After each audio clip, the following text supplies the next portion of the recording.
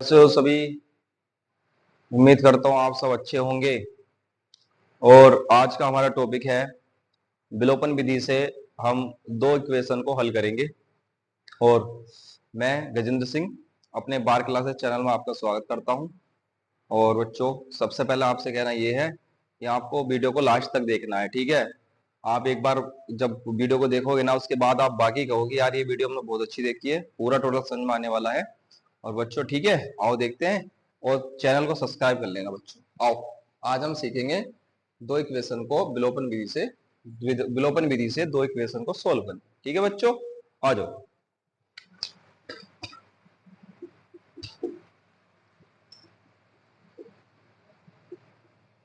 विलोपन विधि।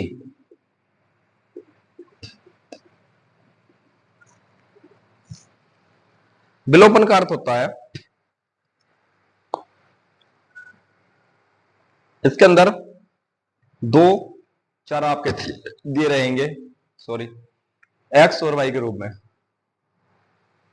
ये जरूरी नहीं है एक्स और वाई के रूप में हो, पी क्यू भी हो सकते हैं, कोई भी दो चर हो सकते हैं। आइए देखते हैं, ज्यादा बेहतर समझ पाएंगे। X plus Y equal to है बच्चों 20 और X minus Y equal to है 10। तो बच्चों आपसे क्या आएगा, वो समीकरणों को हल कीजिए। यहां लिखाएगा समीकरणों को हल करो, ये इक्वेशन को सॉल्व करो। ठीक है, समीकरणों को इंग्लिश में इक्वेशन कहते हैं और हल को सोल्व। ठीक है भाई।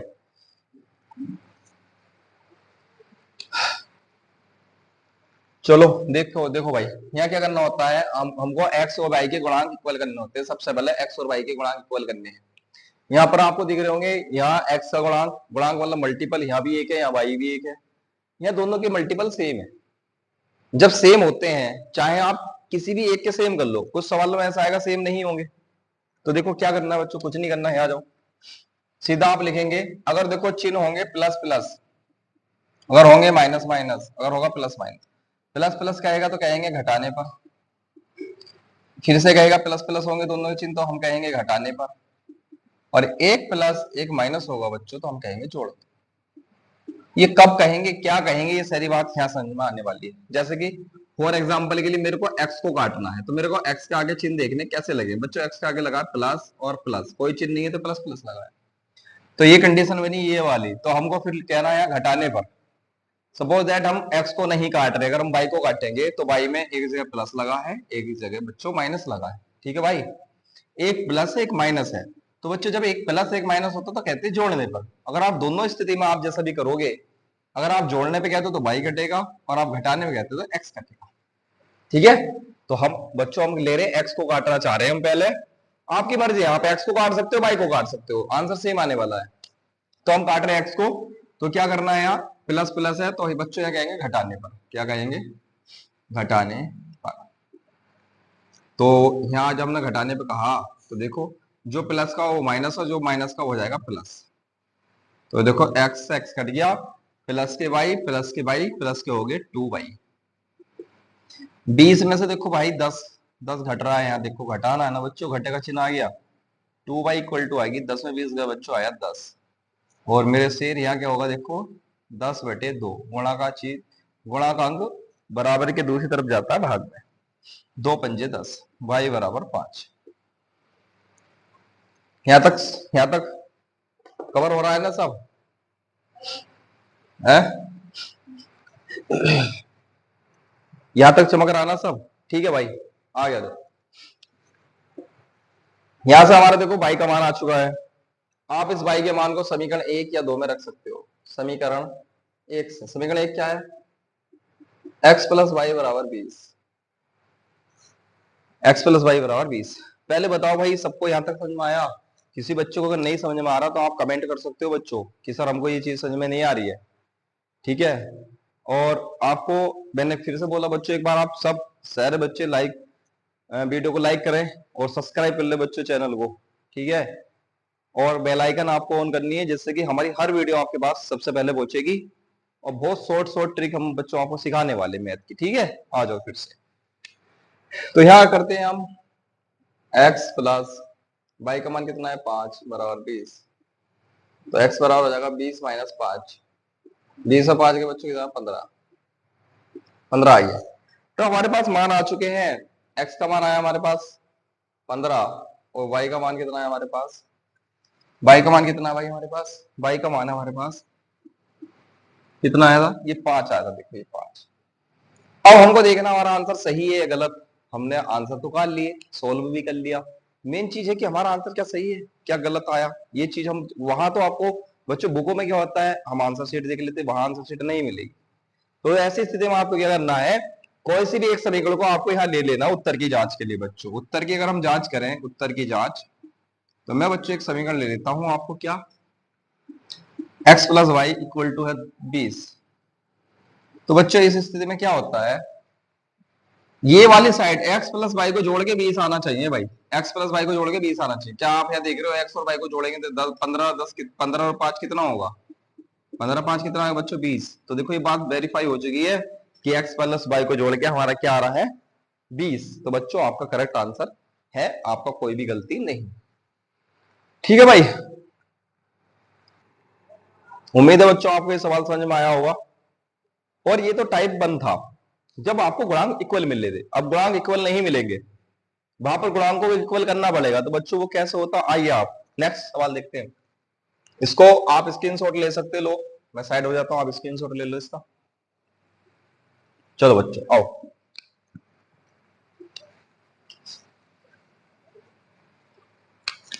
दूसरी समीकरण हम लेते हैं आपके 2x plus Y equal to 20। ये बच्चों है हम कह सकते हैं 10। अगली समीकरण आपकी x plus 3y equal to 8। बच्चों ये दो समीकरण है, हमको करना कैसे, विलोपन विधि से। अब इसमें क्या होता था, ओके कोई दिक्कत। अब इसमें क्या होता था बच्चों, इसमें ये होता था कि हमारा एक के x के गुणांक इक्वल होने चाहिए, x के या y के। तो यहाँ देखो, यहाँ तो 2x है, यहाँ x है भाई, ये भी इक्वल नहीं है। तो नहीं कर भाई, हम डायरेक्ट नहीं काट सकते, नहीं घटाने जोड़ा कह सकते। यहाँ y है या 3y है भाई, यहाँ भी गुणांक इक्वल नहीं है। क्योंकि हम घटाने पर जोड़ने पर बच्चों तभी कह सकते हैं, तभी कह सकते हैं जब हमारे किसी एक चर राशि के गुणांक इक्वल हो। चर राशि का अर्थ है एक्स वाई जेड में से किसी एक के गुणांक कैसे हो, इक्वल हो बच्चों। तो अब ऐसी स्थिति में क्या करना होता है, हमें अगर गौर से मैं देखो बच्चों, समीकरण 2 में अगर मैं 2 से मल्टीप्लाई कर दूं, गुणा कर दूं, तो मेरा 2x 6y और 16 आ जाएगा। तो 2x के 2x के गुणांक इक्वल हो जाएंगे, फिर हम इसको घटा सकते हैं आराम से। तो ऐसी स्थिति बच्चों ये करना होता है कि हम समीकरण 2 में 2 से गुणा करने पर, 2 से गुणा करने पर थोड़ा सा एक स्टेप आगे चला गया सवाल में, और कुछ नहीं करो इसमें बच्चों। 2 से मल्टीप्लाई, यहाँ देखो क्या आएगा, 2x plus 6y equal to 16। बच्चों समीकरण नंबर 3 आ गई। कितनी आ गई, समीकरण 3। अब हमको क्या करना है, अब हमको समीकरण 1 और 3 को यूज करके x और y के मान फाइंड करने हैं।